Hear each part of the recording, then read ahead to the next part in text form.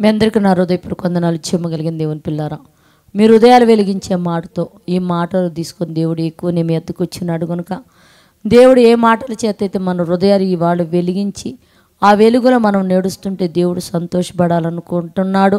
మరి దానికి ముందు రాత్రి కాలం నుంచి మిమ్మల్ని, మీ కుటుంబాన్ని, మమ్మల్ని, సంఘాన్ని, భూమి మీద ఉన్న ప్రతి బిడ్డని జ్ఞాపకం చేసుకొని ఎన్నో మేలులు ఉపకారాలు చేసి ఊపిరిని, జీవాన్ని, మంచి నిద్రించి ఆయన మాటల చేత మన హృదయాలు వెలిగించుకుంటే భాగ్యం ఇచ్చిన దేవుడికి మన ప్రభు, మన రక్షకుడు యేసుక్రీస్తు వారి నామములో శిరస్సు వంచి వందనాలు, స్తుతులు తెలియచేసుకుంటూ చెమ్మగలిగిన దేవుని పిల్లారా, ఇంతకీ ఏ మాటల చేత మన హృదయాలు వెలిగించాలనుకున్నాడు, ఏమి హెచ్చరిక దేవుడు ఈ మాటల ద్వారా మనకు తెలియచేయాలనుకున్నాడంటే, మరి మొదటి కొరింథీ పత్రిక 8వ అధ్యాయం 3వ వచనంలో రాయబడింది, ఒకడు దేవుణ్ణి ప్రేమించిన ఎడల అతడు దేవునికి ఎరుకైన వాడే అన్నాడు. అంటే ఒకడు దేవుణ్ణి ప్రేమించిన ఎడల అంటే ఈ ప్రేమలో కల్తీ ఉండకూడదు దేవుని పిల్లలారా.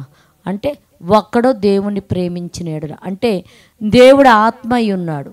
ఆత్మ అయిన దేవుణ్ణి నీ ఆత్మతో నువ్వు ఆరాధించగలిగితే, ప్రేమించగలిగితే నువ్వు దేవునికి ఎరుకైన వాడివి.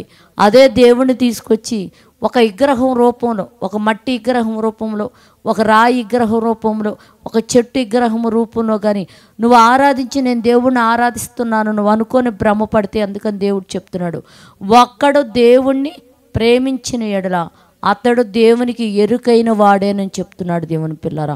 అంటే ఒక పవిత్రమైన దాన్ని, ఒక విలువైన దాన్ని అపవిత్రమైన దాంట్లో, నిష్ప్రయోజనమైన దాంట్లో నువ్వు చూయించుతూ నేను ప్రేమిస్తున్నానంటే నాయనా, నీ ప్రేమ ఎలాంటిదో నాకు తెలుసు. ఆత్మతో సత్యంతో ఆరాధించేవాడు ప్రేమ ఏంటో నేను చూడగలను, కనుక్కోగలను అని చెప్తున్నాడు దేవుని పిల్లరా.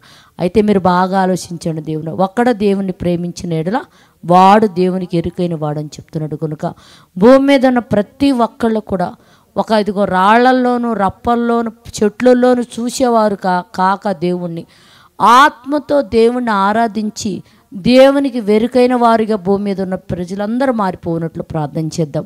పరిశుద్ధుడా, చేయగలిగిన మా పరలోకపు తండ్రి, నైనా నువ్వు కృపగలిగిన నామానికి వందనాలు తండ్రి.